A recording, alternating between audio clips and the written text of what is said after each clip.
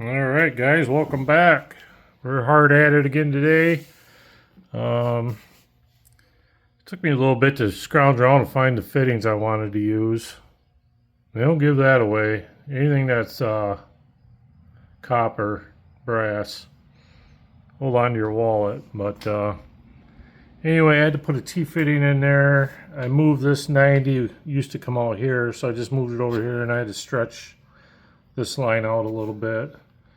This is copper too, so it's basically, this is the same as this, only this is 100 years old. But that's our rough draft here. We're gonna try it out. I got her all bent, goes up front, and then I got my T-fitting there, and then a 90 there. I had to show you this from the top view. I didn't want my copper line running over the top here, so that's why I did like a half moon on this one, which is fine. Nobody's ever going to see it anyways. So everything's loose right now. I'm going to pull this valve cover back off. I'm going to loosely assemble this, and then we're going to crank her up and see how it looks. Let me get my stuff cleaned off the top of here, and I'll get back to you in a minute.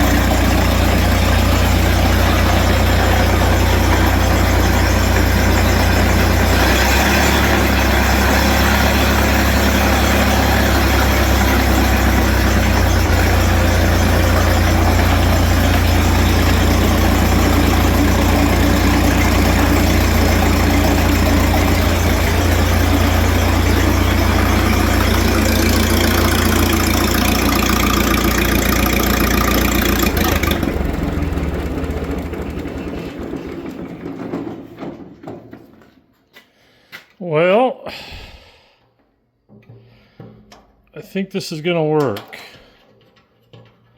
I just shut it off because that front trough was starting to get full. I didn't want the fan blowing it all over, but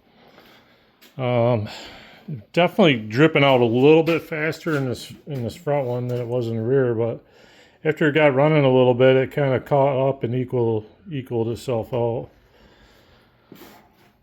I don't know if I think that's probably gonna be good the way it is. I see no leaks up here. It didn't seem to affect my oil pressure at all. The gauge was staying right where it was always, so I think we're gonna wrap this up. I already adjusted my valve, so let's put the cover back on it and move on with our life. Well, we got the cover back on. Everything's buttoned back up. I double checked my fittings. I had the big one back here and the small one up here. So I think I'm going to leave it alone for now. I guess my only concern now is the overhead just going to get flooded with oil and start leaking everywhere out of my valve cover gasket. So time will tell. We'll give her a spin. We'll give her one final check over before we move on to something else. I need to probably need to change that grease fitting because it's going to be kind of hard to get on there. But no leaks. Oil pressure gauge seemed to be okay. I get everything routed so it's not interfering nowhere. I think once that copper dulls up a little bit, probably nobody will ever know that was on there. So that's what this is here. That's a copper line. That's, well, obviously it's been on there a while, but you get the point. Stay tuned. We got carburetor work coming up. I think that'll probably be next. I'll show you what it's doing here. Let me turn the gas on. And okay,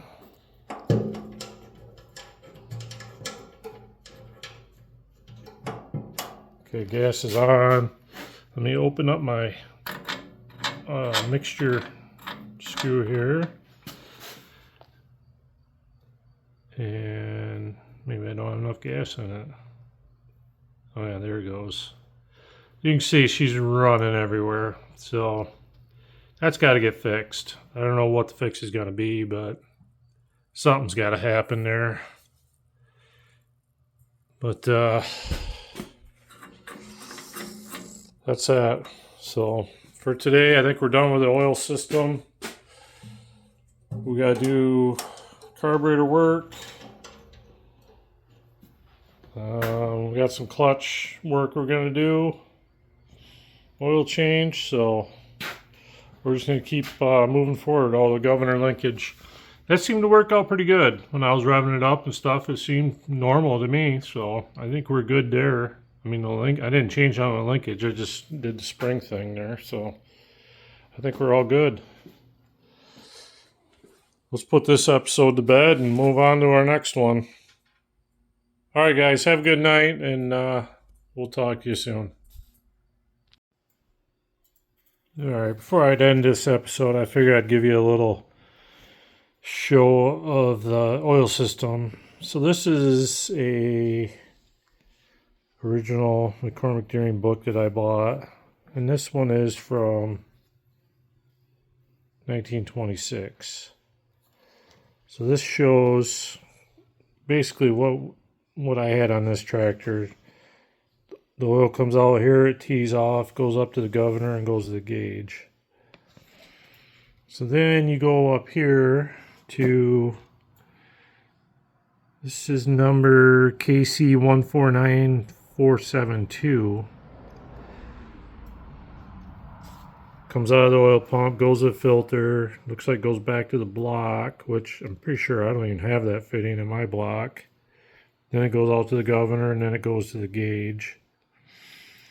And then at tractor 149473, it changes again. I don't know what the change is. The lines look a little different maybe from this one to this one. Maybe the filter's different, who knows. But I just thought I'd show you that. And then I got a reproduction service manual here. This must be a very early block because it's got a removable cover to get at the tappets. I don't know if it shows another picture here. I guess not. 74. Yeah, I should be able to. There we go. Well, maybe not. Anyway, yeah, I've never seen one of those. That must be super early engine. But there's another picture. There's nothing on that side. That's basically what my block looks like. So that's it. We're serial number KC52494, which puts us at a 26 model. So anyway, guys, have a good night, and we'll talk to you soon.